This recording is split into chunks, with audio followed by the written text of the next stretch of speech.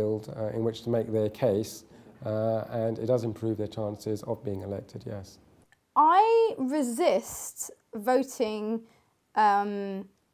this idea of a Muslim vote, because I don't think that Muslims should be voting on, in inverted brackets, Muslim issues. I think it would be a sad day for us as Muslims if we were so selfish that we were only interested in bettering the rights of our community. As members of this society, we should be voting in a way which seeks to improve society for everyone. Morally speaking, I feel that if you're not part of the solution, you are part of the problem, and I'm with Malcolm X on that. So if you feel strongly about something but you don't stand against that injustice, then I feel that you share in the wrong that's been done, especially in a country like this where no one's got a gun to our heads and is stopping us from speaking out. If it gets to a point where the British government starts talking about banning hijab in schools, colleges, and universities, what will you do then? Will you be like end up like the Muslims in France, who are totally apolitical, and look at the situation that they're in? I'll put this on camera.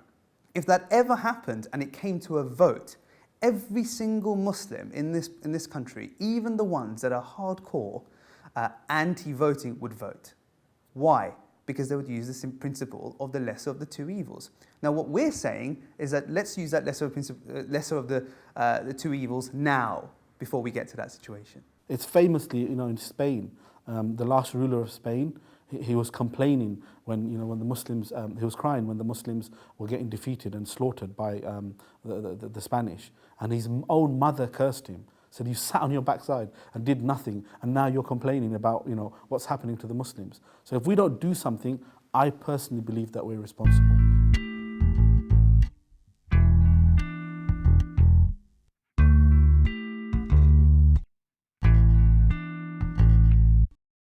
I know it sounds crazy, but we have actually gone on a mission to look for some BNP members because we want to just talk to them. We want to open up a little bit of dialogue. We want to see what's going on. These extreme racists who are out canvassing would be easier to find. Turn left. God, what do you have to do to find a white person in Britain? Sorry, a racist white person in Britain. Oh, more shelf in the foot. They did not.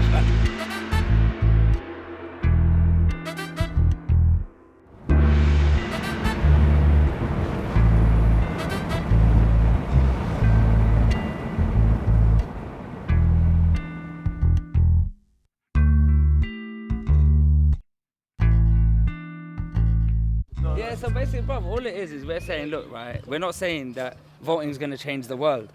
But what we're saying is if all the black and Asian people in all of these areas voted intelligently, so say you got a Conservative stronghold or a Labour stronghold and a BNP stronghold, so say it's a two-horse race, yeah? If it's a two-horse race and you know that you got to choose between a BNP and a Labour, even though you think both of them are jokers, it comes down to the question, if you had to choose between a murderer and a thief to come and run your house, who would you choose? Everyone says the thief, yeah? But imagine you never chose when you had the chance to. And then the murderer turns up at your door and you'll be like, oh, no, how come I got a murderer? Thing was, when you had your chance to say it, everyone said there's no point. If all of us got all the black people, all the Asian people, all the other ethnic minorities in this country, got up and said, you know what, we count, we don't want you here, they won't stand a chance, bruv. They won by something like 5,000 votes last time. They're trying to shut down the Nigerian churches in these areas. Yeah, they are. They're trying to shut down the churches. They're trying to shut down the mosques. They're trying to stop more and more people from becoming politically active. So what do? We have to fight. We fight, and we fight, we unite. We're probably going to be here for the next 5 years, 10 years, 15 years, 20 years. So if we're playing a long game, let's play the long game. Let's not try and knock it off. Rather than saying, I ain't going to change it tomorrow, so I'm going to close it, start planning for the changes that we're going to make. Nigerian people went to get a new church put up. They said no. He said, I don't want no more of your kids in my area. That's exact words. Don't want no more of your kids in this area. And then you tell me, yeah, are we meant to sit back or are we meant to do something? Like you said, brother, we need to fight. The thing is, you fight with your mind. Do you know what was really interesting though? Barking and Dagenham, yeah? An area the government knows the BNP have a stronghold in, and yet the ethnic minorities, the young black kids, and the good young black kids have got absolutely nothing, no reason to vote for anyone but BNP. Even they're saying the only newsletter, the only people trying to get my vote is the BNP. don't believe it. 1.5 hours we're driving around Dagenham looking for the BNP. End up talking to some young boys, had a good conversation, left, and half an hour later we get a phone call just as we get back out of Dagenham and into Loughton that the BNP have just turned up in a big van. We weren't looking for the BNP to cause any trouble. We were looking for them because we wanted to get their point. We wanted to give them a chance to make a statement on film without an argument, just to tell us their side of the story, what they're looking to do and what the true BNP is all about. And it's just a shame that the minute they turned up was half an hour after we had already left. I don't know, maybe they chickened out and waited till we leave to turn up, but something tells me that they were there for more than a conversation. We've just spotted some brothers canvassing for the Respect Party, some Muslims. Let's go and find out what they think. We're campaigning for the election this year. Yes. 3 of us are standing from Respect. I'd like to get your opinion on how much of a real risk we feel that there is of parties such as the BNP, and how much are ethnic minorities who choose not to vote to blame. If people don't vote, basically what happens, you're letting the people at the BNP come in.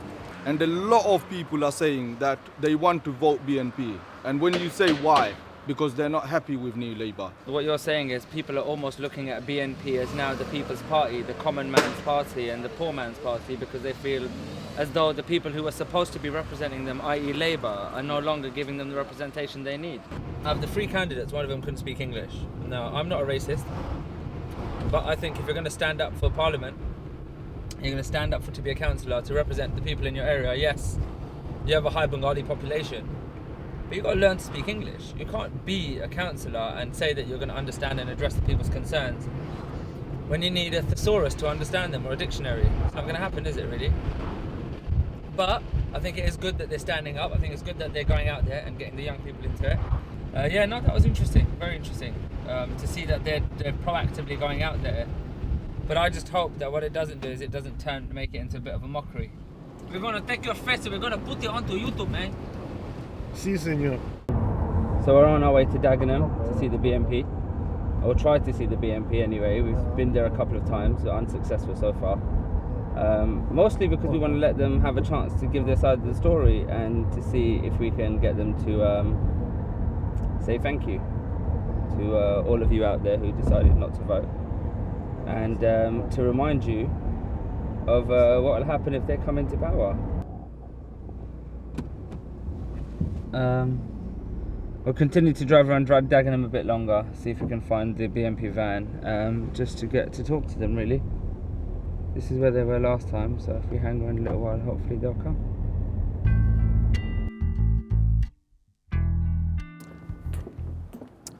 So it seems we do make a difference and we can have an impact on the general elections. And yes, if not completely, at least partially, we are to blame for the rise of the BNP. But the question is, why? Why don't we vote? Why do we feel like we need to disengage from British politics? We went onto the streets to find out.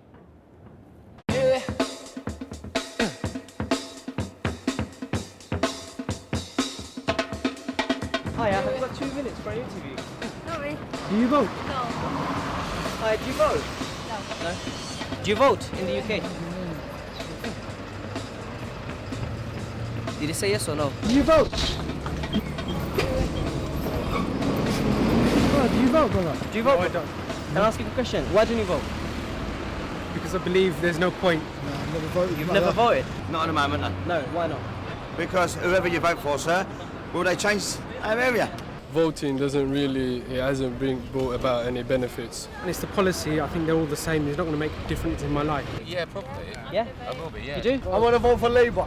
And I think this is necessary for me to vote. It is important. Do you think voting actually makes any difference?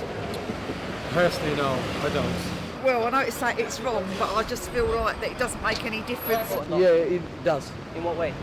Because every vote counts, innit? It does make a difference, yeah, because you choose the people who you want to choose.